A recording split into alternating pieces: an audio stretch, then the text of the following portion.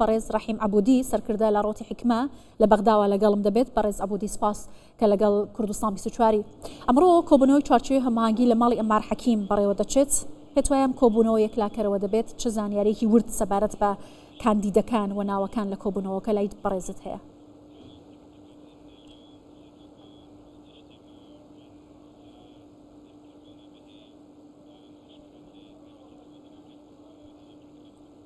بسم الله الرحمن الرحیم. خۆی بەخشندەی میهرەبان، زۆر سپاس بۆ ئەم دەرفەتە، سپاس بۆ ئێوە بۆ کەناڵی بینەرانی کەناڵەکەتان. بەڕاستی وادەی کۆبوونەوەی چوارچێوەی هەماهەنگیە بۆ ئەوەیە کە بابەتی پۆستی سەرۆکوەزیران یەکلا بگرێتەوە. ئەم کۆبوونەوەی بەڕاستی لە ماڵی ئەمار حەکیم دەبێت لە هێز و لایەنەکانی چوارچێوەی هەماهەنگی بەڕاستی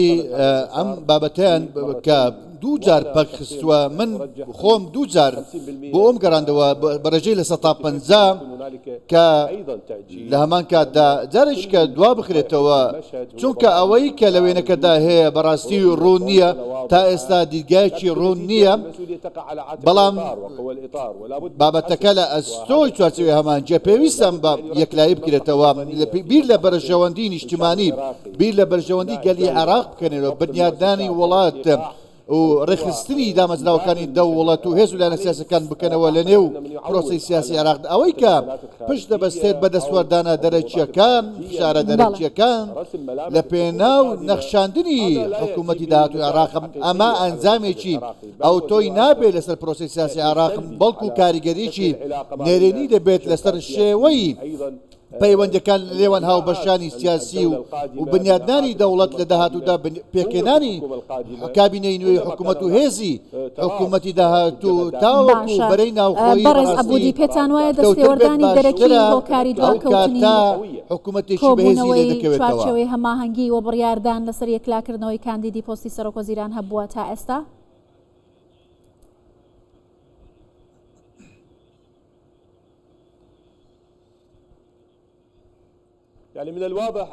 زۆر ڕوونە هەندێک هێز و لایەنی سیاسی دایانەوێت کە هەوڵ دەدەن کەوا کۆبوونەوەکە دوا بکرێت بۆ چەند جارێک لەسەر یەک. ئەمە بەڕاستی لە بەرژەوەندی گشتیدا نییە، ئەمە بەرژەوەندی تایبەتی تێدایە، پێویستە لەسەریان بەڕاستیە ئەم مەحمەعەیە کۆتایی بێت بەرە و کایەی نیشتیمانی هەنگاو بنێت، چوارچێوەی هەماهەنگی تاوەکو کارا بێت لەسەر بابەتی یەکلاکردنەوەی چەقبەستووی سیاسی و لە نێو پێکاتەی سونە هەروەها پێکاتەی کوردی. پێویستە بەڕاستی چارەسەرێکیش بۆ بەرپرسیارەتی خۆی هەبێت کە دەکەوێتە ئەستۆی چوارچێوەی هەماهەنگی کە بریتە لە پێکێنانی حکوومەتم. پێم وایە ئەوەی کە پشت دەبا فشارە دەرەکیەکان دەبەستێتم بەڕاستی لە کۆتاییدا بێ ئەنجام دەبێت، لە بازنەیەکی داخرا و دەخولێتەوە لە چوارچێوەی. بەڕێز عەبودی باس لە دابەشبوونی چوارچێوەی هەماهەنگی بەسەر دووبەرەی مالکی وە سوودانیدا دەکرێت. ئێستا باس لەوە دەکرێت کە باسم بەدری کە دەکرێت جێگرەوەی نووری مالکی بێت، متمانەی زۆرینەی چوارچێوەی هەماهەنگی هەیە بۆ کاندیدی سەرۆکوەزیران. ئەمە وایە؟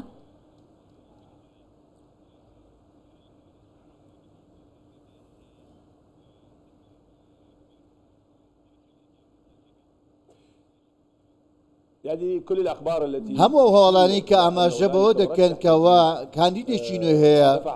بەڕاستی دەوڵەتی یاسا دایناوە، بەڕاستی پشتڕاست نەکراوەتەوە بە شێوەیەکی فەرمی. ئەمە لە پشت پەردەی سیاسیەکانەوە باس دەکرێت،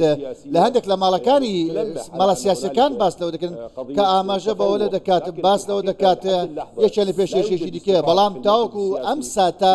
بەڕاستی شتێکی یەکلاکەرەوە نییە لە چوارچێوەی هەماهەنگی، تەنها هاوپەیمانی گەشەپێدان و ئاوادان کردنەوە کە توانیوێتی هەندێک لایەنی سیاسی لە نخۆ کۆبکاتەوە و بەڕاستی بابەتی کۆبوونەوەی هەڵبژاردننی سەرکۆمار تێپەڕێنێ. پێم وایەکەوە کاتژمێرەکانی داهاتوو کۆمەڵە گۆڕانکاری سیاسی ڕوودەدات. ئەمەش دەکەوێت تا گۆڕەپانی بەرژەوەندەکانەوە بێگومان لایەنە سیاسەکان لەسەریان پێویستە ئەگەر هاتوو ئەو گۆڕەپانە لە بەرژەوەندی خۆشی بێت، بەڵام بەرژەوەندی گرنگ بەرژەوەندی گەلە، بەرژەوەندی نیشتیمانە،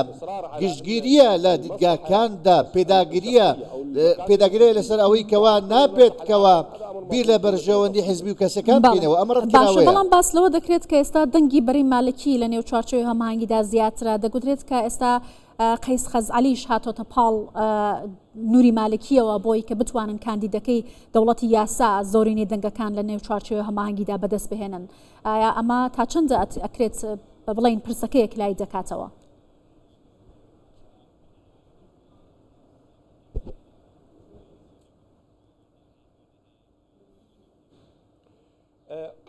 وەکو گوتم گۆڕانکارەکانی کاتژمێری داهاتوو بەڕاستی ڕەنگە کاندیدێکی نوێی لە بکێتەوە کا لە پێشتر لە گۆڕەپانەکەدا نەبووێت تەنانەت ناویشی هێنرابێت وا پێ دەچێت. دەتوانی ئەو ناومان پێ بڵێ ئەو کاندیدە نوێیە ئەو گۆڕانکاریە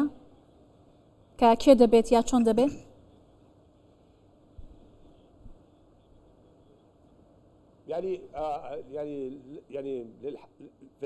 لە ڕاستیدا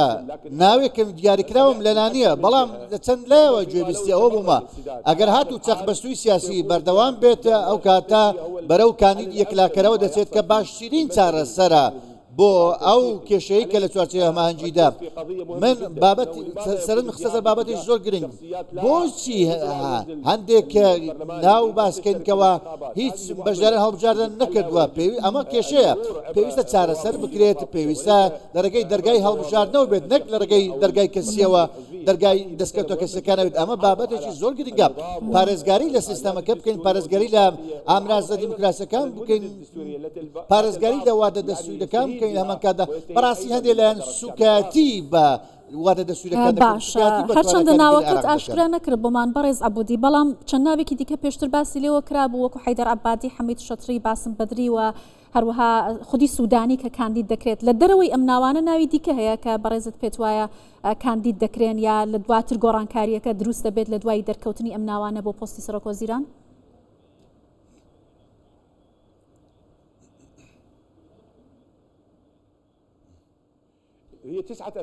نۆ ناون وەکو ناو هەیە کە بە فلتەری چوارچێوەی هەماهەنگی تێپەڕیون پەسەند کراون کە دەتوانن کەوە پۆستی سەرۆکوەزیرانی عێراق وەربگرن بەڵام لە ئەنجامدا گفتوگۆ لە نێو چوارچێوەی هەماهەنگی هەزوو لە سیاسەکانی چوارچێوەی هەماهەنگی دەمێنێتەوە من پێیان دەڵێم کەوا بەرژەوەندی نیشتیمانی سەر بخرێت ئەمڕۆ یەکلا بکرێتەوە بەڕاستی ئەمڕۆ یەکلا بکرێتەوە ئەوەیە بەرژەوەندی نیشتیمانی بەڕاستی پشت بەگرەوەکانی دیکە نەبەستین کە ئەوانەی کە گۆڕەپانەکە پەک دەخەن چارەسەرەکە بکرێت یەکلا بکرێتەوە بڕیار بدرێت یان ئەوە تا دوو دیارترین کاندیدەکان یەکلا بکرێت یان سوودانی یان بەدری یان ئەوە تا چارەسەرەکە ئەوەیە وەکو گوتم کاندیدێکی یەکلاکەرەوە هەبێت بەڵام بەدیدی من ئەوەیە کە کاندیدی یەکلاکەرەوە کاندیدی تەسویە نایەت ئێستا ئەگەر هاتوو ڕێکەوتنێکی کۆدەنجی هەبێت ئەگەر هاتوو ئەو دوو ناوانەی کە پێشتر باس کراون ئەوان پەشیان کەوت ئەو کاتە کاندیدی تەسوی هەبێت ئەوەی کە چانس و دەرفەتی زیاترها کە کوتلەیەکی گەورەی هەبێت لە نێو چوارچێوەی هەماهەنگی کوتلەیەکی هاوسەنجی هەبێت پێم وایە گەورەترین کوتلەکەی سوودانی هاوپەیمانی ئاوادانکردنەوە گەشە پێدانا پێم وایە کاتژمێرەکانی داهاتوو جوڵەی سیاسی زۆر گرنگی دەبێت بەڕاستی کە پێویستە هاوسەنجی پەرلەمانی شەبێت زۆر گرنگە ئەمە ڕەچاو بکرێت دەبێت بڕیارێک بدرێت بەڕێز عەبودی دوای چەند جار دواخستنی کۆبوونەوەکەی چوارچێوەی هەماهەنگی پێت وایە ئەم شەو ئەم کۆبوونەوە یەکلاکەرەوە دەبێت بەر لە کۆتای هاتنی وادە دەستووریەکە کە 15 ڕۆژە پۆستەکە یەکلایی بکرێتەوە؟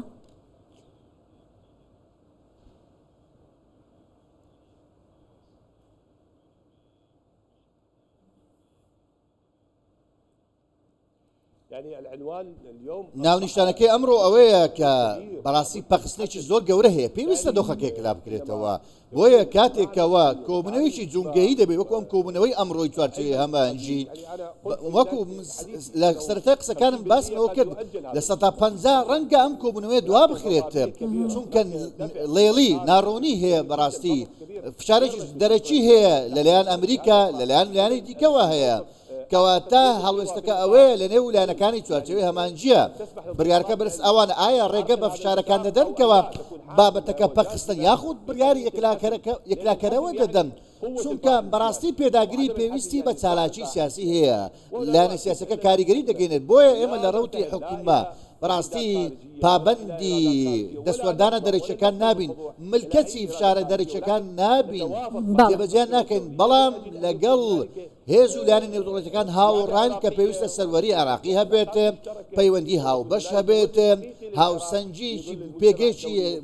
عراقی بۆ هاوسەنجی هەبێت لە هەرێمایەتیدا بەڵام بە فشار بۆ تایتڵی دیاریکرا و نانیشانی دیاریکرا و بەڵاستی ئەمە بابەتێکە بە ورد و درشتی ڕەتکراوەیە. زۆر باشە، زۆر سپاس دەکەم بەڕێز ڕەحیم عەبودی سەرکردە لە ڕۆتی حیکمە لە بەغداوە لەگەڵمان بووی، زۆر سپاس.